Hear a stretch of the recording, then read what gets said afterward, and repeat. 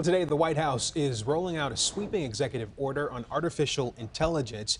This marks the latest effort to now address the quickly advancing technology. The order requires AI developers to share the results of their safety tests with the federal government, among other things. So it also eases immigration barriers for workers skilled in critical areas of AI study and also helping them stay in the U.S.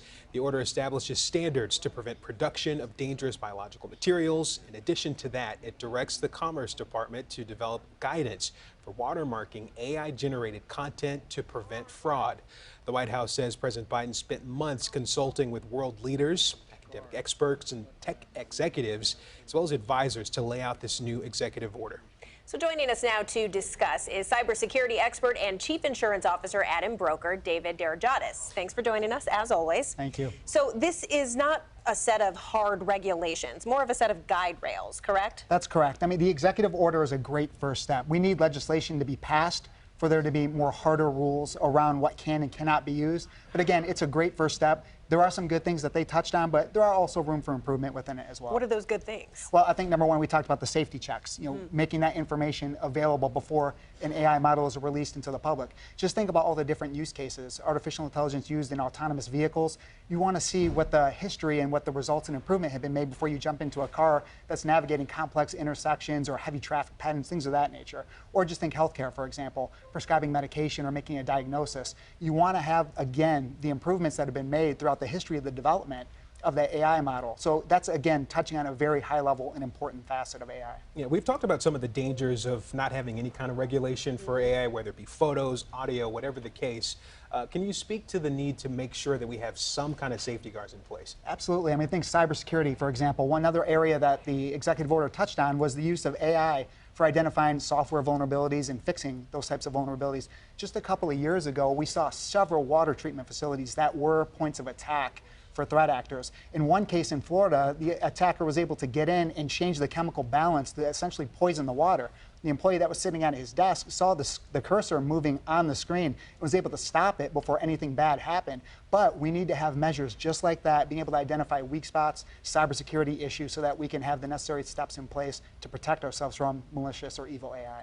Now, this directs the Commerce Department to issue some guidance on labeling and watermarking AI-generated content. How important will that be going forward for us to be able to identify that's real or that came from AI? We're going to hear deepfake, deepfake, deepfake as we move into an election cycle next year. Yeah. I think it's going to be critically important to be able to identify what is authentic, what is not. And we were talking a little bit about the types of prompts that you can enter in and create videos and create photographs that are incredibly realistic.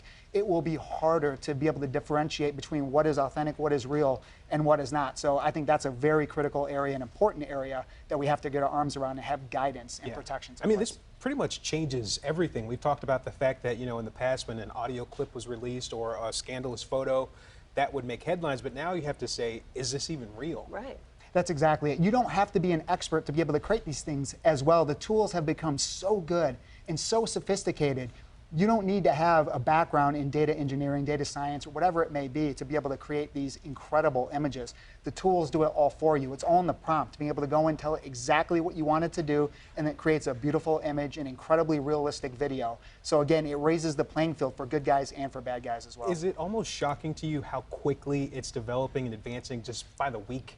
It is. I mean, we have seen incredible improvements over the last several years, and it's because of the transformer architecture. It was the new model that was developed by a number of Google researchers when they came out with the paper in 2018.